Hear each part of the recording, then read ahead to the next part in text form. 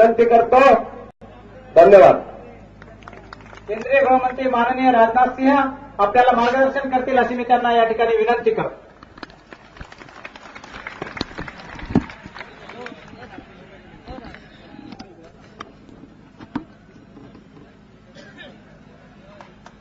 इस सभा के सभापति माननीय उत्तर राव जी और माजी केंद्रीय मंत्री बहन सूर्यकांताबाई पटेल, श्री राजेंद्र जी नजरधने, जिलाध्यक्ष श्री राजेंद्र डांगे, यहां के प्रत्याशी श्री राजेंद्र जी नजरधने और हदगांव विधानसभा 6 उम्मीदवार सौभाग्य कांचनी लता कदम और पूसद विधानसभा क्षेत्र उम्मीदवार बसंत कालेकर, यहां उपस्थित मेरे सभी सम्मानित बहनों एवं भाइयों, या भूमि पहिल्यांदा आलो आपले सर्वांचो अभिनंदन. बहनों भाइयों, मराठी थोड़ा बहुत मैं समझ लेता हूं, लेकिन मैं बोल नहीं पाता हूं. इसलिए मैं आप लोगों के बीच अपना भाषण में हिंदी में ही करूंगा. और इतनी बड़ी भीड़ को देखने के बाद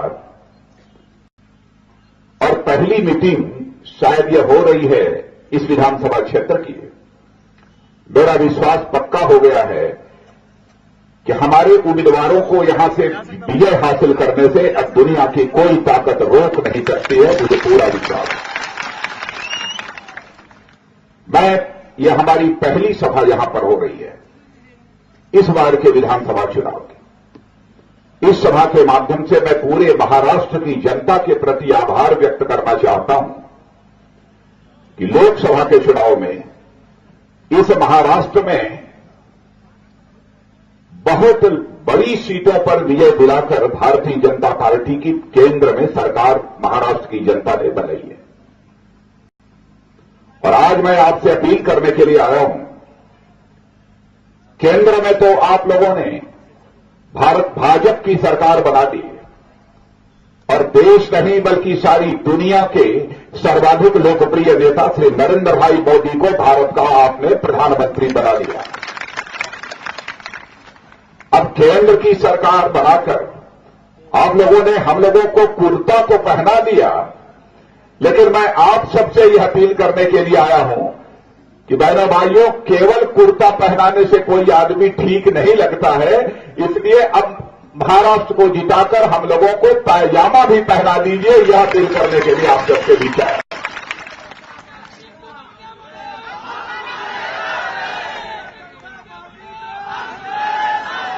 केंद्र में लगातार आजादी के 67 वर्षों में कांग्रेस की हुकूमत रही है और महाराष्ट्र में भी लंबे समय तक किसी एक राजनीतिक पार्टी की हुकूमत रही है तो कांग्रेस की रही है अथवा कांग्रेस एनसीपी की हुकूमत रही है. इतना लंबा समय किसी भी राजनीतिक पार्टी के लिए किसी राष्ट्र अथवा महाराष्ट्र का भविष्य बनाने के लिए, इसकी समस्याओं का समाधान करने के लिए यह कोई कम समय नहीं होता है. लेकिन 125 करोड़ की जनसंख्या का हमारा भारत देश आज भी दुनिया के गरीब देशों में गिना जाता है. सर्वाधिक बेरोजगारों की संख्या यदि कहीं पर है तो हमारे भारत में, और महाराष्ट्र तो बेरोजगारी के मामले में अव्वल है. जिस भारत में 65% आबादी नौजवानों की हो जिनकी उम्र 35 वर्ष से कम हो, और जिस भारत में प्राकृतिक संसाधनों की कोई कमी न हो, इस धरती माता के नीचे चले जाइए, आपको सोना भी मिलेगा, चांदी भी मिलेगी, आपको मैग्नीज भी मिलेगा, सब कुछ, कोयला भी मिलेगा, सब कुछ मिलेगा. फिर भी भारत आज हमारा दुनिया का सबसे गरीब देश माना जाता है. क्यों ऐसे हालात हैं? मैं कांग्रेस के दोस्तों से पूछना चाहता हूं, एनसीपी के दोस्तों से पूछना चाहता हूं, भारत को एक धनवान भारत बनाने के लिए, भारत की गरीबी की समस्या का समाधान करने के लिए आपको और कितना अधिक समय चाहिए? हिंदुस्तान की जनता आपसे इस सवाल का जवाब चाहती है, लेकिन बहनों और भाइयों, इस सवाल का उनके पास कोई जवाब नहीं है। बराबर सत्ता का सुख भोगा है इन लोगों ने, लेकिन सत्ता में रहने वाले लोगों को सत्ता का सुख नहीं भोगना चाहिए, बल्कि जनता के सेवक के रूप में उसे काम करना चाहिए, जैसे हमारे प्रधानमंत्री नरेंद्र भाई मोदी इस समय सेवक के रूप में अपनी भूमिका निभा रहे हैं। क्या नहीं कांग्रेस के लोग कर सकते? इन लोगों ने नहीं किया। यह अवतमाल जिला के अंतर्गत यह विधानसभा क्षेत्र आता है। मुझे बताया गया कि यहां पर ईसापुर डैम है। वैसे मैं यहां पर 2006 में जब पार्टी का राष्ट्रीय अध्यक्ष था तो मैं आ चुका हूं और यहां की कुछ समस्याओं से मैं अच्छी तरह वाकिफ हूं। शायद यह दूसरा सबसे बड़ा डैम ईसापुर का यहां पर है, लेकिन यवतमाल में रहने वाले लोगों के खेतों तक सिंचाई के लिए पानी नहीं पहुंच पाता। आप लोगों के खेतों तक सिंचाई के लिए पानी पहुंचता है कि नहीं पहुंचता है? मैं आपसे जानना चाहता हूं, क्यों नहीं पहुंचता है? पानी आपके पास है, फिर भी आपके खेतों तक पानी नहीं पहुंचता है। और किसानों के प्रति इस कांग्रेस और एनसीपी का रवैया क्या है? इसी से आप समझ सकते हैं। किसी यवतमाल में 2013 में ओले पड़े थे। ओले के बाद मैं आपसे जानना चाहता हूं, क्या सभी किसानों को यहां पर जो अनुदान सरकार के द्वारा मिलना चाहिए वो अनुदान मिल गया है कि नहीं मिला है? और 2006 में जब यहां खरड़ था तो खरड़ का भी अनुदान जो मिलना चाहिए, मुझे जानकारी है कि यहां के लोगों को खरड़ का भी अनुदान नहीं मिला। लेकिन आपको विश्वास दिलाना चाहता हूं, बहुत पीछे तो नहीं जाऊंगा, लेकिन 2013 का जो ओला पड़ा हुआ है महाराष्ट्र में, आप भारतीय जनता पार्टी की सरकार बना दो, हमारे सारे राजेंद्र सहित सारे उम्मीदवारों को जिताकर महाराष्ट्र की विधानसभा में भेज दो। बहनों भाइयों, जो भी मुख्यमंत्री बनेगा उस मुख्यमंत्री को मैं कहूंगा कि इस क्षेत्र की जनता को जब 2013 में ओला पड़ा था उस समय का जो अनुदान नहीं मिला है वो अनुदान दिया जाना चाहिए। सभी किसानों को कोई भेदभाव नहीं होना चाहिए। यहां पर जुल्म और अत्याचार बराबर होते रहते हैं। बताया गया मुझे कि यहां पर लगभग 1,500 से अधिक लोगों के खिलाफ एट्रॉसिटी, अत्याचार के मामले दर्ज हैं, लेकिन वह दिन दूर नहीं है। प्रतीक्षा करना मेरे दोस्तों, जिस दिन महाराष्ट्र में भाजपा सरकार बन जाएगी, किसी की हिम्मत नहीं होगी किसी के ऊपर कोई हाथ उठा सके, किसी के ऊपर कोई जुल्म और अत्याचार कर सके। यदि मैं यहां पर आया हूं, जो भी मुख्यमंत्री बनेगा वह मुझसे मिलेगा पहली बार, तो मैं उसको कहूंगा कि वहां जो जुल्म और अत्याचार हुआ है और जो एफआईआर दर्ज हुए हैं उसकी जांच कराई जानी चाहिए और आइंदा इस क्षेत्र में कोई जुल्म और अत्याचार नहीं होना चाहिए। मैं स्वयं यह बात मैं जो भी मुख्यमंत्री बनेगा उस मुख्यमंत्री को मैं कहूंगा। समस्याएं ही समस्याएं, लेकिन आप लोगों ने केंद्र में सरकार बना दी है और आप लोग यह भी जानते हैं कि इस देश के कई राज्यों में भाजपा की सरकारें इस समय काम कर रही हैं। मैं आपको दूर नहीं ले जाना चाहता। आपके बगल का राज्य है गुजरात। गुजरात चले जाइए और आपने यहां महाराष्ट्र में कांग्रेस और एनसीपी की सरकार देखी है। इस सरकार के कामकाज की और गुजरात के सरकार के कामकाज की दोनों की तुलना कर लीजिए, आपको यह मालूम हो जाएगा कि सचमुच सरकार कैसे चलाई जाती है। गुजरात में नरेंद्र भाई मोदी के नेतृत्व में जिस सरकार ने काम किया है, बहनों भाइयों, उस विकास मॉडल की सराहना केवल गुजरात में अथवा हिंदुस्तान में ही नहीं हो रही है, बल्कि उसके विकास के मॉडल की सराहना सारी दुनिया में हो रही है। यहां तक कि दुनिया का सबसे ताकतवर देश अमेरिका, वह भी गुजरात के विकास मॉडल की प्रशंसा कर रहा है। और पहले अमेरिका के राष्ट्रपति यह कहते थे कि नरेंद्र भाई मोदी को मैं अमेरिका की सीमा में घुसने नहीं दूंगा। ये कहते थे, नहीं घुसने दूंगा। मैं पिछले साल अमेरिका गया था, पार्टी अध्यक्ष रहते हुए। मैं गया तो यहां के अखबारों ने लिख दिया कि राजनाथ सिंह गए हैं अमेरिका तो नरेंद्र भाई मोदी के लिए वीजा मांगने गए। वहां हमसे कांग्रेस और सीनेट के लोग मिले और उन्होंने पूछा कि साहब आप यहां 7 दिन से रुके हैं, सारे यहां के नेताओं से आपकी भेंट मुलाकात हो रही है, बातचीत हो रही है, सारे कांग्रेस और सीनेट के लोग आपको दावत दे रहे हैं, आपसे बातचीत कर रहे हैं, लेकिन आपने नरेंद्र भाई मोदी को वीजा दिए जाने की अपील किसी से नहीं की। तो मैंने कहा कि मैं यहां याचना करने के लिए नहीं आया हूं, भिक्षा मांगने के लिए नहीं आया हूं। नरेंद्र भाई मोदी ने कभी भी अमेरिका जाने के लिए वीजा हासिल करने के लिए कोई प्रार्थना पत्र कभी नहीं दिया है।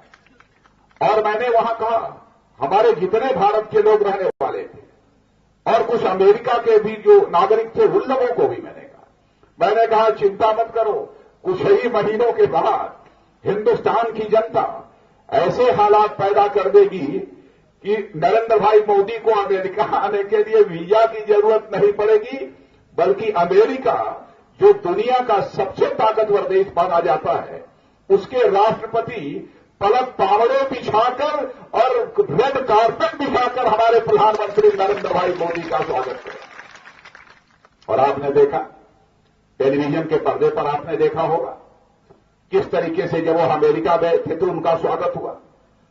और अमेरिका में जब उनका भाषण हो रहा था, दुनिया के सभी देशों में लोग अपना टेलीविजन खोलकर उनके भाषण को सुन रहे हैं। आज वही नरेंद्र भाई मोदी हमारे भारत के प्रधानमंत्री हैं। और आपने देखा होगा कि पहला दूसरा काम जो उन्होंने किया, पहला काम क्या किया? पहला काम उन्होंने एक योजना चलाई जिसका नाम है प्रधानमंत्री जन धन योजना।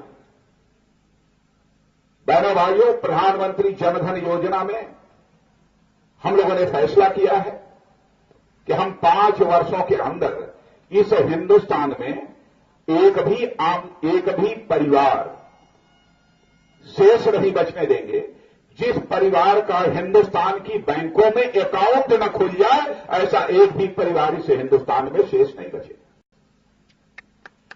और आप ये सोचते होंगे कि अकाउंट खुल जाने से क्या होगा?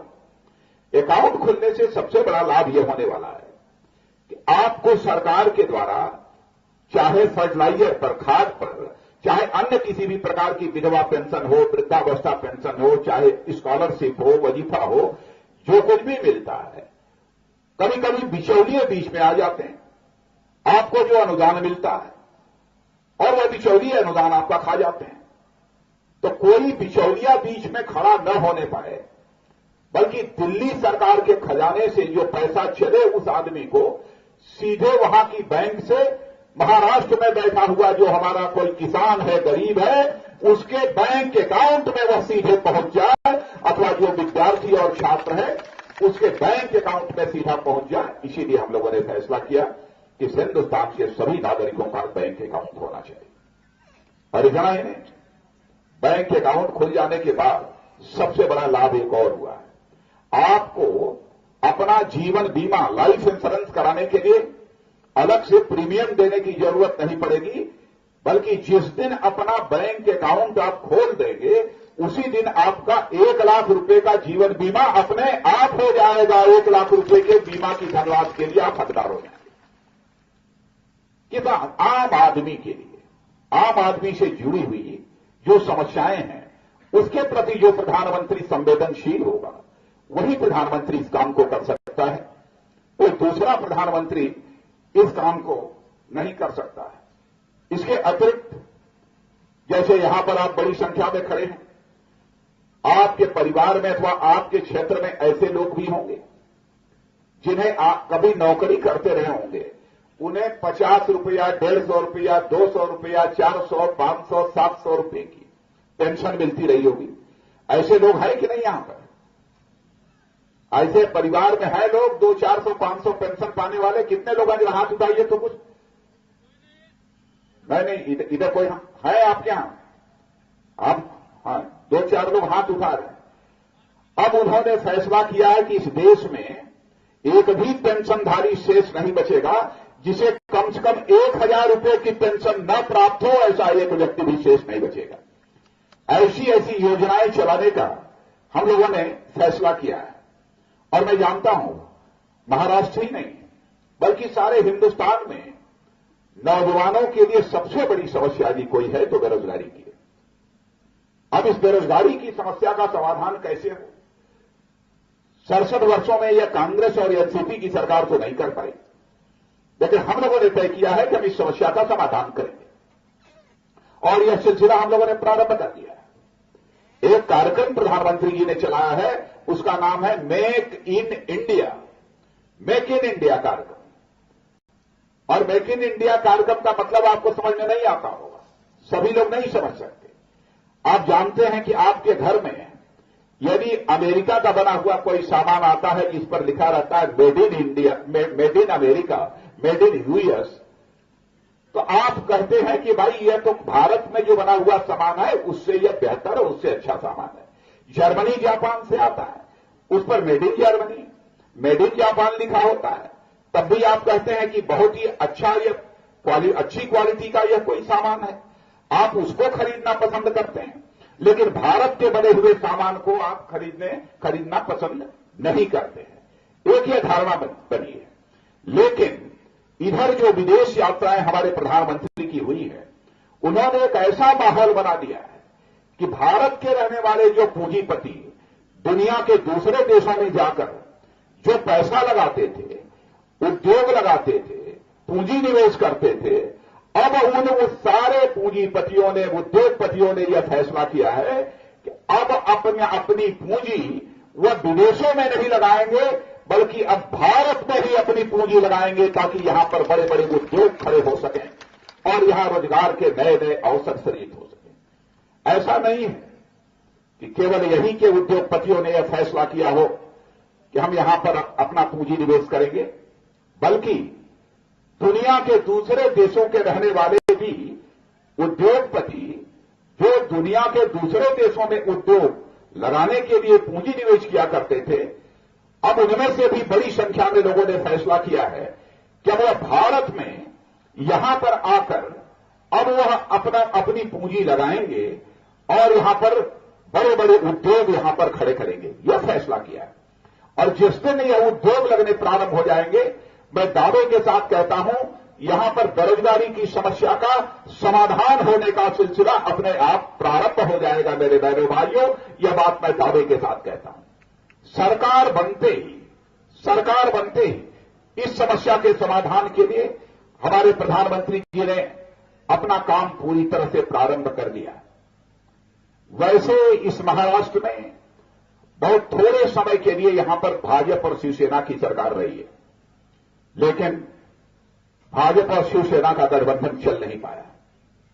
आज भाजपा और शिवसेना का गठबंधन टूट गया है। मैं ये निश्चित रूप से यह कहना चाहूंगा कि जहां तक बाला साहब देवरस का प्रश्न है, बाला साहब ठाकरे जी का प्रश्न है, बाला साहब ठाकरे जी देश की एक मानी जानी हस्ती रहे हैं और बाला साहब ठाकरे के प्रति पहले जो हम लोगों के मन में सम्मान था, आज भी भारतीय जनता पार्टी के लोगों के मन में बाला साहब ठाकरे के प्रति सम्मान है। भले ही गठबंधन टूट गया होगा, लेकिन बाला साहब ठाकरे के प्रति हम लोगों के सम्मान में कोई कमी नहीं आने पाई है।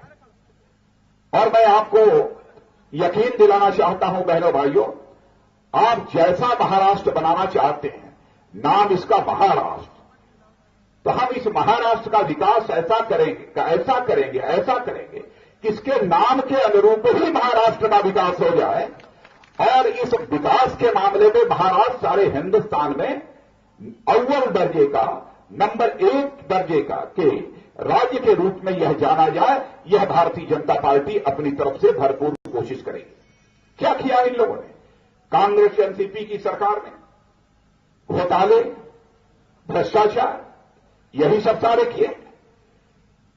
71,000 करोड़ रुपए की सिंचाई परियोजना, और सिंचाई जो है इस महाराष्ट्र में हमारे किसानों के खेतों की नहीं हो पाती। कहां चला गया यह पैसा? इसकी जांच होनी चाहिए।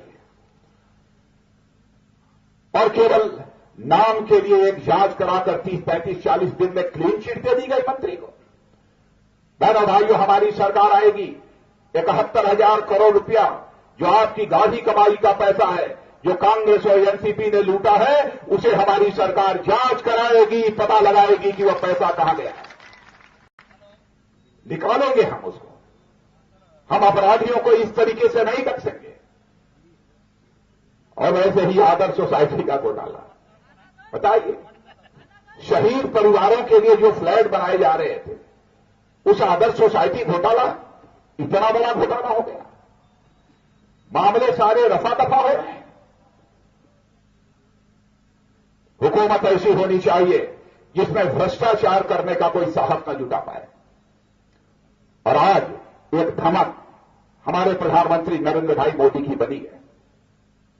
आपने देखा होगा कि इसके पहले बहनों भाइयों जो भी सरकारें काम कर रही थी कांग्रेस की, 1 लाख, 2 लाख, 4 लाख, 6 लाख करोड़ रुपए के घोटाले बराबर होते रहे।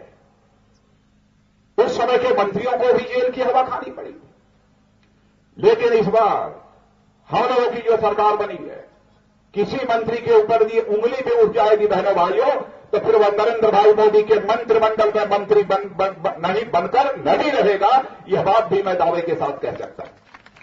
भ्रष्टाचार पर अंकुश लगाने के लिए दृढ़ इच्छा शक्ति चाहिए।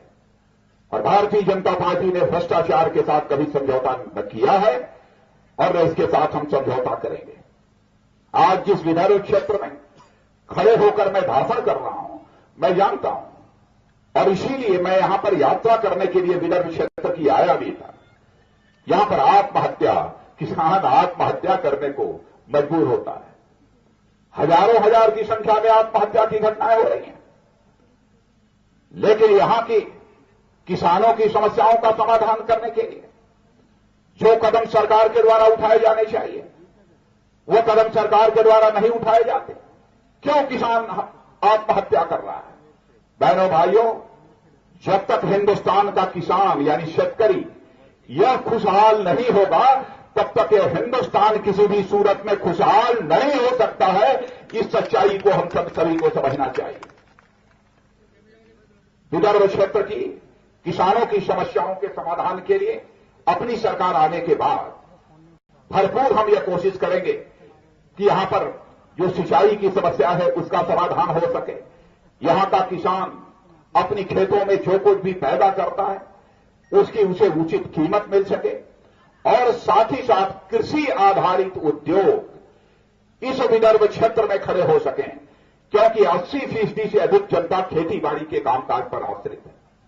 इसलिए हमारी कोशिश होगी कि यहां पर कृषि क्षेत्र का अधिकतम विकास करने के लिए जो भी हो सकता है वह प्रयत्न हमारी सरकार के द्वारा यहां किया जाना चाहिए। मुझे यह भी जानकारी प्राप्त हुई है कि यहां पर धनकी नाम का कोई स्थान है। लोगों की यह मांग है कि यह तालुका घोषित किया जाना चाहिए। मैं जब चला हूं दिल्ली से तो मुझे लिखकर यह संदेश दिया गया है कि यदि आप जा रहे हैं तो वहां के लोगों को बतला दीजिए कि हमारी सरकार बनने पर यह धनकी को एक तालुका का दर्जा दिया जाएगा, तालुका प्लस घोषित किया जाएगा। यह लोगों ने कहा। इसलिए आकर आप लोगों के बीच यहां मैं घोषणा कर रहा हूं। मैं आज के अवसर पर ज्यादा कुछ न कहते हुए बहनों भाइयों आपसे यही मैं अपील करना चाहता हूं कि आप सभी लोग हमारे जो भी प्रत्याशी हैं, हमारे राजेंद्र नजरधन या जो हमारे प्रत्याशी हैं और हमारे दूसरे हदगांव विधानसभा क्षेत्र की उम्मीदवार सौभाग्यकांक्षणी लता कदम और पूसद से जो बसंत कालेकर हैं, इनको भारी मतों से कमल के फूल का बटन दबाकर आप विजय दिलाइए। और मैं राजेंद्र नजरधन को तो पहली बार सुन रहा था बोलते हुए, और मुझे यह बताया गया कि राजेंद्र पिछली बार कुछ ही वोटों से पराजित हो गए। सही बात है, लेकिन इतना तेज लड़का, इतना अच्छा बोलने वाला लड़का, यह कैसे आपने यहां पर हरा दिया, यह बात हमारी समझ में नहीं आ रही। गीता जी मैं नहीं आ रहा हूं मैं। अलग इतना अच्छा बोलने वाला, मैंने देखा कि यदि राजेंद्र जैसा व्यक्ति आपका एमएलए बनकर, खासदार बोलते हैं यहां, आमदार, यदि आमदार बनकर महाराष्ट्र की विधानसभा में यदि चला जाएगा तो मैं दावे के साथ कह सकता हूं कि वह प्रभावी तरीके से आपकी समस्याओं को महाराष्ट्र की विधानसभा में आवाज देने का काम करेगा। इसलिए मैं आप सबसे अपील करना चाहता हूं, कमल के फूल का बटन दबाइए। और आपने राष्ट्र में तो सरकार बना दी है, अब महाराष्ट्र में भी भाजपा की सरकार बनाइए। यही निवेदन करते हुए अपनी बात समाप्त करता हूं।